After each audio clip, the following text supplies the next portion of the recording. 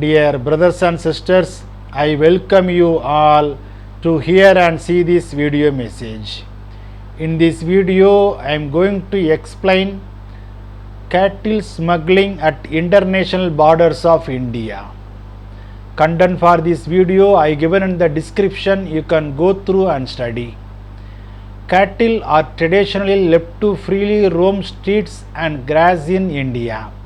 The theft of cattle for slaughter or beef production is economically attractive to the mafias in India. In a country where some 800 million people live on less than $2 per day, such the theft-based mafia operations are financially attractive. Muslim groups have been accused of stealing cattle as a part of their larger violence against non-Muslims. Cattle theft was a common crime in British India also and has been a trigger for riots. Cattle theft operations move the cattle stolen in India across the border into Bangladesh ahead of festivals such as Eid-ul-Azha, when the demand for meat increases. Trade in stolen cattle is one of the important crime-related border issues between India and Bangladesh. For a country known to consider the cow holy, it usually comes as a surprise that India is the second largest exporter of beef in the world and also the fifth largest producer. But most of this meat comes from buffaloes, not cows. This comes from a belief that the cow holds a special place in Indian culture, so much that even the constitution calls for its production and preservation. The massive demand for meat feeding a multi-billion crore industry in Bangladesh has made it difficult for forces to stop the smuggling. Legalizing the trade is a hot potato that the government is unlikely to consider, but it could throw open a discussion on taboo subject that might yield results later. The proposals to make cattle trade legal despite its apparent pragmatism, it's sure to attract fire from groups advocating cow production. For most Indian farmers, a cow past its prime is of little value. Besides, tractors have long replaced bulls and oxen and they are little used to. So the cattle are sold to traders who supply them to slaughterhouses in India, both legal and illegal.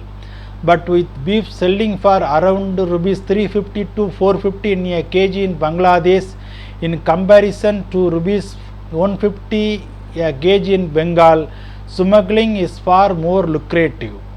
The high demand for cattle meat in Muslim majority country Bangladesh fetches a higher price for the smugglers willing to cross the border. A cattle head which fetches rupees 500 to rupees 3000 in India gets as much as rupees 20,000 to 40,000 in Bangladesh, a report published by Observer Research Foundation in 2013 pointed out. So the economics of cattle smuggling is what makes the BSF job tough. For decades, the smuggling and the sale of cattle across the border have provided sustenance to families in Murshidabad, West Bengal, both Hindus and Muslims. The trade has thrived often as a family profession with secrets passed down generations. How to evade the border security force, the best routes to transport cattle, how to ensure stealth while crossing the border. The cattle trade across the border is in response to rising demand from Bangladesh for beef and also a source of income for the villages involved in the trade near the border. India does not export cattle, but estimates suggest that cattle smuggling across the Indo-Bangladesh border is an industry with an annual turnover worth of thousands of crores of rupees in Bangladesh, according to Border Security Force report. Close to 7 lakh cattle are smuggled every year, and this is only the data collected through arrest of smugglers. This problem is that the sheer economics of the trade makes it unstoppable. The primary concern these days is to prevent animals meant for slaughter being transported over long distance, as they tend to suffer in the process. In India, however, a whole illegal trade thrives based on the market for beef in Bangladesh, for which purpose droves are trucked and herded from places as far as Gujarat, stretched out, cramped up, starved and beaten. One of the reasons India has never been able to come to an agreement with Bangladesh on resolving the problem is the India later does not consider its smuggling, calling it cattle trade. Processed cattle meat is a multi-million dollar industry in Bangladesh, with India as the prime source of cattle. Every year, on an average, close to 25 lakh cattle are smuggled from India to Bangladesh illegally across the border. The sheer economics of the trade makes it near impossible to stop cattle smuggling across Indo-Bangla border. There is economic pressure on both sides of the border. While there is massive demand in Bangladesh, there is matching supply from India's dairies, and independent cattle rearers can't afford to feed their animals after they have gone dry.